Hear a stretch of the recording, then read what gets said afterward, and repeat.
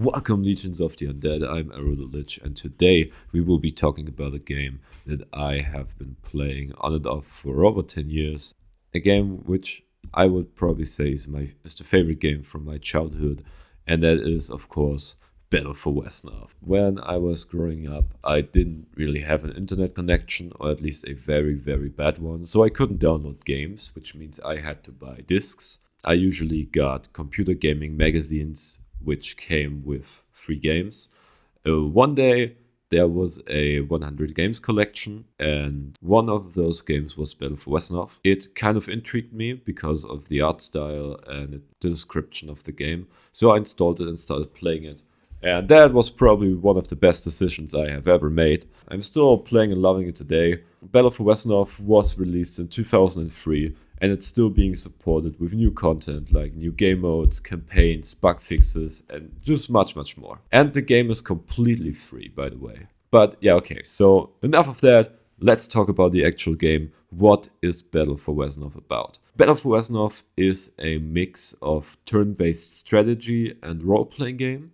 In a normal multiplayer round, you can pick one of 6 factions.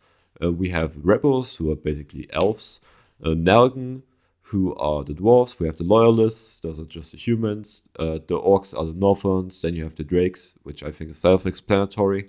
And you have the undead. Yeah, you can go ahead and guess which one is my favorite. The goal of the game is usually to eliminate the enemy leader or leaders, depending on how many players participate.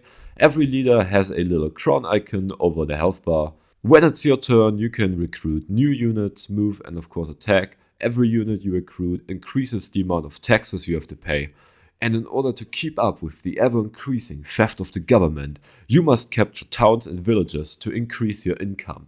Placing a unit on a town or village captures it and heals your unit at the start of your next turn. It will also be cured of debuffs such as being poisoned. When a troop or unit defeats another, they gain XP and they will eventually level up and evolve like Pokemon. Also, you can rename your troops, which has provided me with lots of entertainment. So almost every unit has some sort of special ability. For example, undead troops are chaotic, which means they fight better during the night, but worse during the day.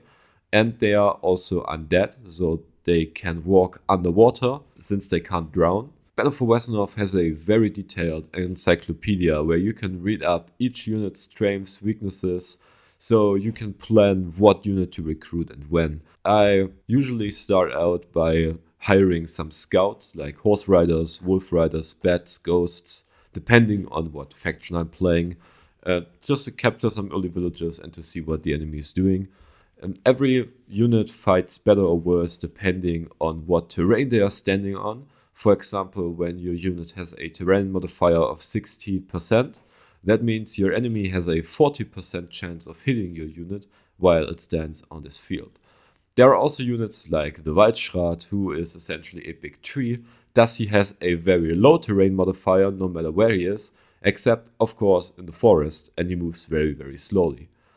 Although, on the other hand, since it is a big fucking tree, it has a shit ton of hit points, resistance to pretty much everything that isn't fire or magic, and when it does eventually arrive on the battlefield, it deals so much damage that all the units standing in its way will just magically disappear. God forbid you let that thing level up. Aside from the multiplayer matches, we have also many single-player campaigns, and I really mean many. I mean, look at this. They are very detailed, nicely told tales, and of course also hard as balls. My favorite one is Descent into Darkness. You can easily get lost for hours in these, and recently there's been an update which added randomly generated multiplayer campaigns. I haven't played one yet, but I'm planning on doing so soon.